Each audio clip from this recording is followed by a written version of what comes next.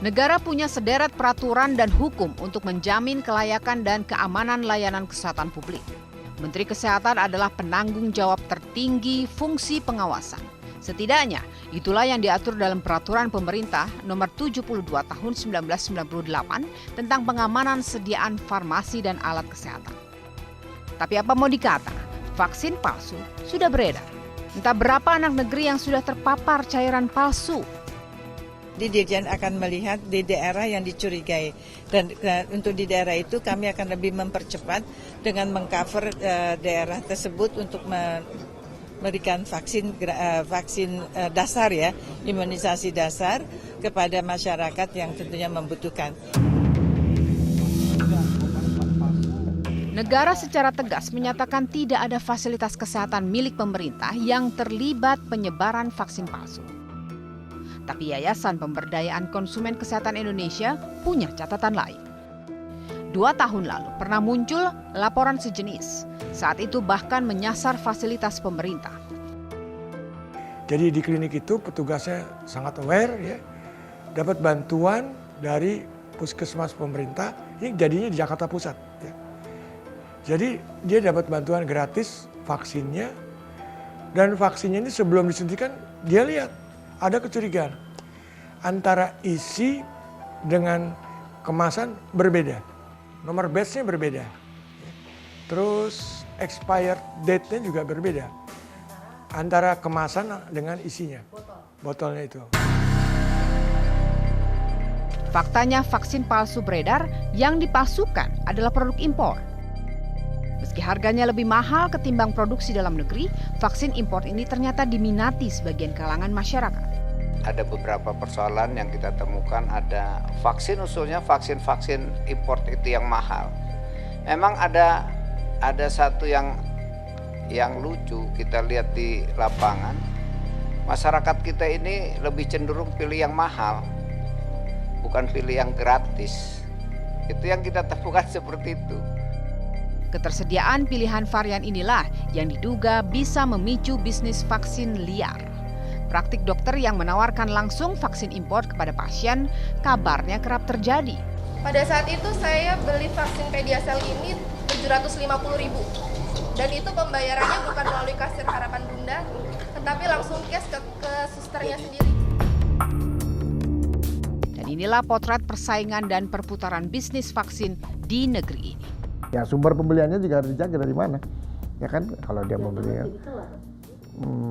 itu kan kita berandai-andai ya, kita nggak tahu. Tapi sepanjang mungkin membeli dari distributor resmi, ya terdaftar dan bisa menjaga suhunya, barangkali itu masih bisa mendapat manfaat dari yang diberikan.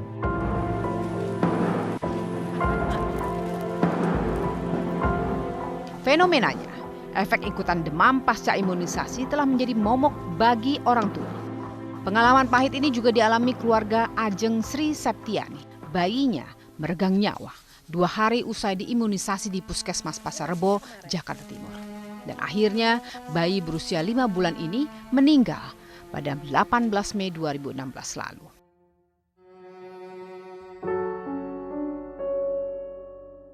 Saya sudah menjelaskan kepada dokter, panas anak saya sudah 3 hari, perlu melakukan cek darah atau tidak, tapi dokter tersebut bilang tidak perlu.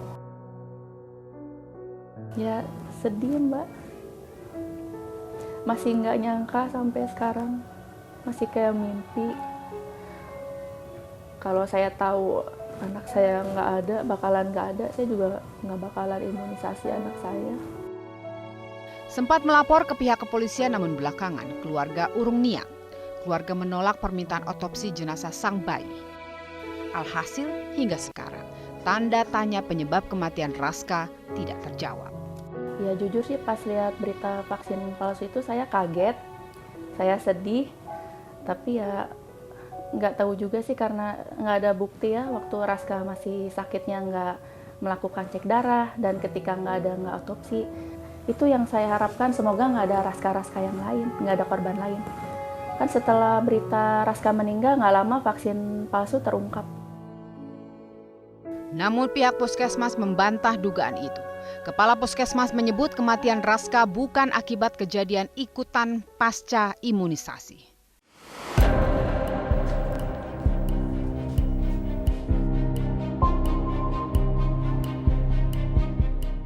Tahun 2005 silam juga muncul fenomena serupa di Depok, Jawa Barat. Adalah bayi Nabila yang saat itu sempat ramai diberitakan oleh media massa. Hingga kini keluarga Nabila pun tidak pernah tahu penyebab kematian sang bayi. Bayi berusia 9 bulan ini meregang nyawa usai 6 hari mengikuti pekan imunisasi nasional polio. Sehat, keadaan sehat. Itu aja saya foto tuh, kan ada tuh foto keliling ya. 2 hari mau divaksin, saya nggak tahu kalau mau divaksin gitu ya. Saya foto dulu kan, ada tukang foto keliling, saya foto anak saya. Dan itu pas 2 hari habis foto kan divaksin ya. Dan itu udah tukang fotonya datang aja. Terus saya bilangin, Pak orangnya udah nggak ada, kemana Bu? Meninggal. Kaget dia, sampai dia bilang katanya, meninggal karena apa Bu? Katanya. Sakit apa Bu? Nggak sakit sih Pak, habis dipin kemarin, saya bilang. Dipoto seminggu, baru jadi fotonya, kan dikasih ke saya tuh seminggu. Kan dia bilang kaget dia. Negara punya mimpi, melahirkan generasi baru dengan tumbuh kembang sehat jiwa dan raga. Negara menyiapkannya lewat program vaksinasi. Tahun 2016 ini anggaran 800 miliar rupiah dianggarkan untuk vaksin wajib. Ditambahkan dengan vaksin lain, total anggaran mencapai 1,2 triliun rupiah. Namun mimpi besar dengan budget besar itu tidak dibarengi dengan pengawasan yang mumpuni. Vaksin palsu sudah beredar. Di atas kertas peraturan yang berlaku, Menteri Kesehatan memang berhak melakukan pengujian ulang. Dan bila terbukti palsu, harus ditarik dari peredaran dan dimusnahkan. Yang menjadi pertanyaan, apakah negara bisa menjamin kelangsungan generasi penerus negeri yang sudah terpapar vaksin palsu? Kepada siapa rakyat menuntut tanggung jawab?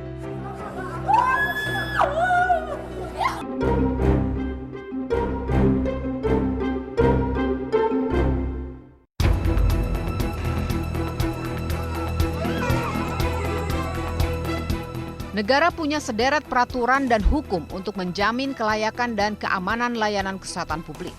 Menteri Kesehatan adalah penanggung jawab tertinggi fungsi pengawasan. Setidaknya, itulah yang diatur dalam Peraturan Pemerintah Nomor 72 Tahun 1998 tentang pengamanan sediaan farmasi dan alat kesehatan. Tapi apa mau dikata, vaksin palsu sudah beredar. Entah berapa anak negeri yang sudah terpapar cairan palsu. Di Dirjen akan melihat di daerah yang dicurigai dan untuk di daerah itu kami akan lebih mempercepat dengan mengcover daerah tersebut untuk memberikan vaksin dasar ya, imunisasi dasar kepada masyarakat yang tentunya membutuhkan. Negara secara tegas menyatakan tidak ada fasilitas kesehatan milik pemerintah yang terlibat penyebaran vaksin palsu. Tapi Yayasan Pemberdayaan Konsumen Kesehatan Indonesia punya catatan lain. 2 tahun lalu pernah muncul laporan sejenis. Saat itu bahkan menyasar fasilitas pemerintah. Jadi di klinik itu petugasnya sangat aware ya, dapat bantuan dari puskesmas pemerintah. Ini jadinya di Jakarta Pusat. Ya. Jadi dia dapat bantuan gratis vaksinnya, dan vaksinnya ini sebelum disuntikan dia lihat ada kecurigaan antara isi dengan kemasan berbeda, nomor batch-nya berbeda, terus expired date-nya juga berbeda antara kemasan dengan isinya, botolnya itu. Faktanya vaksin palsu beredar, yang dipalsukan adalah produk impor. Meski harganya lebih mahal ketimbang produksi dalam negeri, vaksin impor ini ternyata diminati sebagian kalangan masyarakat. Ada beberapa persoalan yang kita temukan, ada vaksin usulnya vaksin impor itu yang mahal. Memang ada satu yang lucu kita lihat di lapangan. Masyarakat kita ini lebih cenderung pilih yang mahal, bukan pilih yang gratis. Itu yang kita temukan seperti itu. Ketersediaan pilihan varian inilah yang diduga bisa memicu bisnis vaksin liar. Praktik dokter yang menawarkan langsung vaksin impor kepada pasien kabarnya kerap terjadi. Pada saat itu saya beli vaksin Pediasel ini 750.000. Dan itu pembayarannya bukan melalui kasir Harapan Bunda, tetapi langsung cash ke susternya sendiri. Dan inilah potret persaingan dan perputaran bisnis vaksin di negeri ini. Ya sumber pembeliannya juga harus dijaga dari mana, ya kan? Kalau dia membeli, itu kan kita berandai-andai ya. Kita nggak tahu, tapi sepanjang mungkin membeli dari distributor resmi, ya terdaftar dan bisa menjaga suhunya, barangkali itu masih bisa mendapat manfaat dari yang diberikan.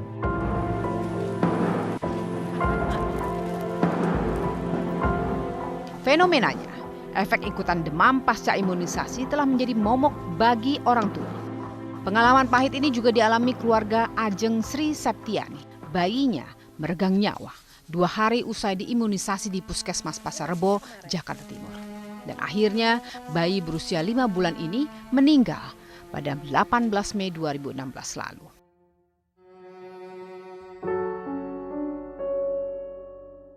Saya sudah menjelaskan kepada dokter, panas anak saya sudah 3 hari, perlu melakukan cek darah atau tidak, tapi dokter tersebut bilang tidak perlu. Ya sedih Mbak, masih nggak nyangka sampai sekarang, masih kayak mimpi. Kalau saya tahu anak saya bakalan nggak ada, saya juga nggak bakalan imunisasi anak saya. Sempat melapor ke pihak kepolisian namun belakangan keluarga urung niat. Keluarga menolak permintaan otopsi jenazah sang bayi. Alhasil hingga sekarang tanda tanya penyebab kematian Raska tidak terjawab. Ya jujur sih pas lihat berita vaksin palsu itu saya kaget, saya sedih, tapi ya nggak tahu juga sih karena nggak ada bukti ya waktu Raska masih sakitnya nggak melakukan cek darah dan ketika nggak otopsi. Itu yang saya harapkan, semoga nggak ada Raska-Raska yang lain, nggak ada korban lain. Kan setelah berita Raska meninggal nggak lama vaksin palsu terungkap. Namun pihak Puskesmas membantah dugaan itu. Kepala Puskesmas menyebut kematian Raska bukan akibat kejadian ikutan pasca imunisasi.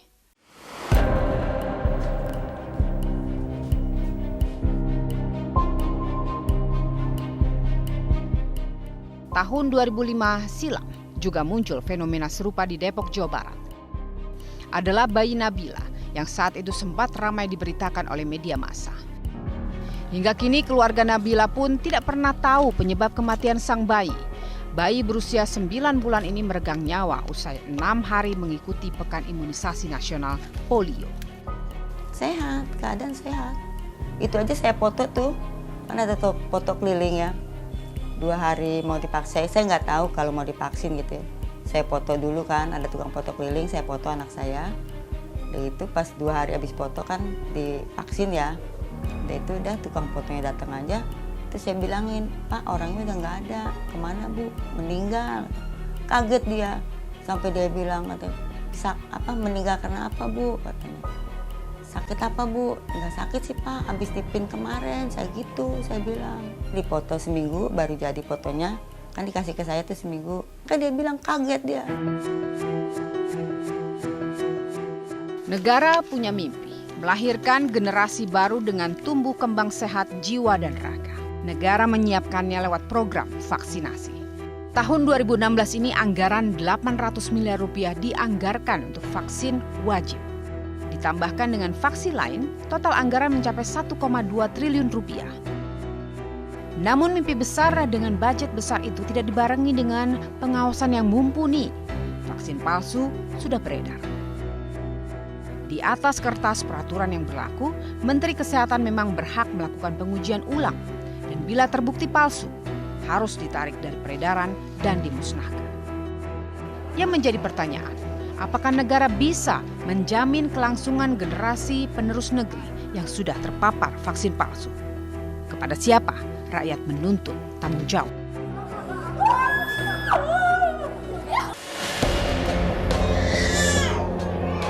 Kenapa, Pak? Anak saya udah kena BCG, anak saya saya udah bayar vaksin BCG, nggak murah loh.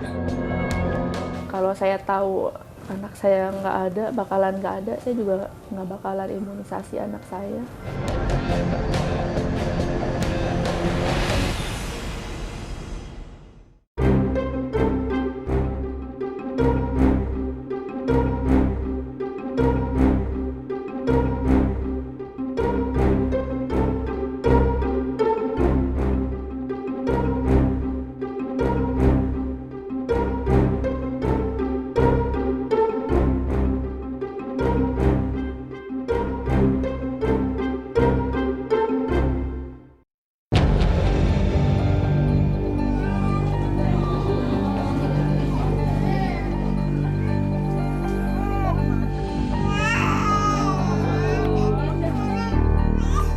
Ya agak ngeri juga sih, was-was juga kita, makanya kemarin sempat mau ke klinik gitu untuk yang nggak panas, tapi tahu beredarnya berita itu makanya kita lari ke puskesmas aja supaya lebih aman gitu. Itu buat kekebalan tubuh anak, sedangkan polio itu buat tidak untuk kekelumpuhan.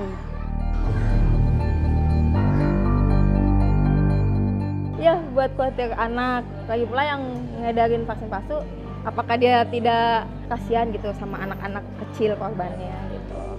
Ya mudah-mudahan sih jangan sampai kena vaksin palsu sih.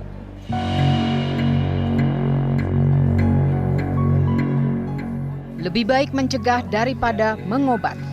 Itulah harapan para orang tua ketika memberikan vaksin kepada anak-anak mereka.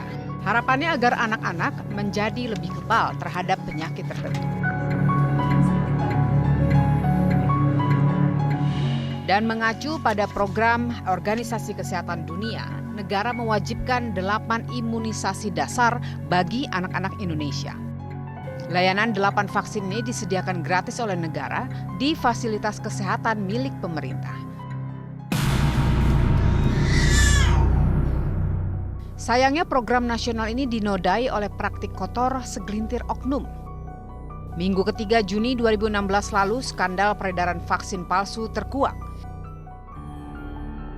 Terungkap sementara ini peredarannya tersebar di 9 provinsi.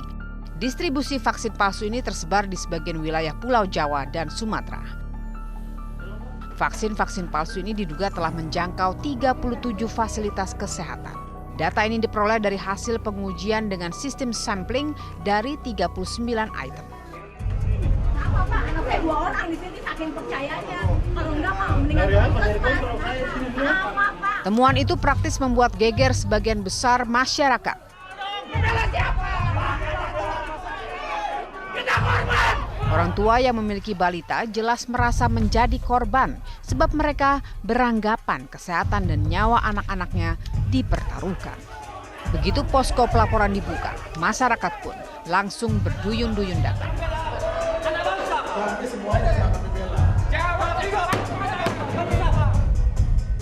Ada 14 rumah sakit yang diduga turut mengedarkan vaksin palsu, termasuk 8 klinik dan bidan.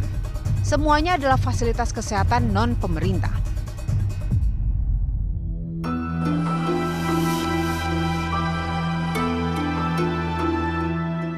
Inilah fenomena yang terjadi.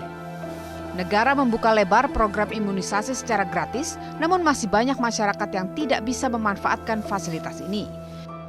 Sebagian warga memilih untuk melakukan vaksin secara mandiri di fasilitas kesehatan milik swasta. Jadi vaksin itu ada 2 sebetulnya secara umum. Ada pengembangan program imunisasi, yaitu program imunisasi yang diselenggarakan oleh negara, oleh Kemkes, disediakan vaksinnya oleh negara secara gratis, yaitu BCG, hepatitis, polio, DPT, HIV, dan campak. Kemudian ada vaksin yang diupayakan sendiri oleh orang tua. Jadi mereka mempunyai kemampuan untuk membeli vaksin.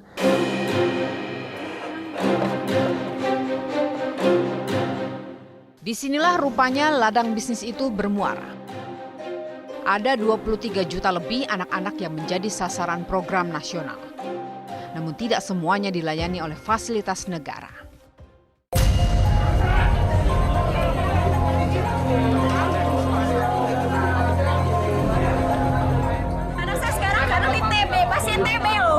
kalau kena BCG, anak saya udah bayar vaksin BCG nggak murah loh. Jadi Emang itu rumah saya pertanggungjawabannya apa? Coba saya tanya. Emang itu impact-nya 10-20 tahun ke depan? Enggak kan? Kebutuhan vaksin yang sudah menjadi barang wajib bagi anak-anak di seantero negeri ini dijadikan peluang bisnis haram. Para oknum mencari celah dari kebutuhan vaksinasi mandiri. Proses pengadaan satu vaksin di satu klinik atau rumah sakit itu ada sistemnya, ada mekanismenya terkait dengan pemesanannya, terkait dengan kebutuhannya, jumlahnya dan sebagainya. Itu ada sistemnya di rumah sakit, ada manajemennya. Jadi saya pikir mereka melihat ada celah di situ.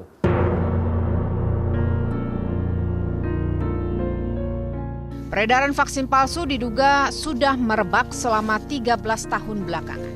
Salah satu tersangka skandal ini adalah HT. Bersama istrinya RA mengaku sudah menjalani bisnis ilegal ini sejak tahun 2003 silam.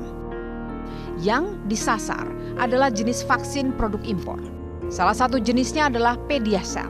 Bermodalkan botol bekas vaksin yang dibeli seharga Rp15 hingga Rp25.000, mereka memproduksi vaksin palsu. sebulan kita paling ketemuan paling nggak 3 minggu sekali, Mbak.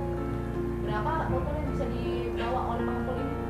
Sekitar 20 sampai 30. Ya campurannya paling Aquades sama Petambio itu vaksin hepatitis. Diajarin sama pemain lama. Diajarin cara membuatnya, mencampurnya sampai barang udah jadi. Habis itu dia ambil lagi barangnya.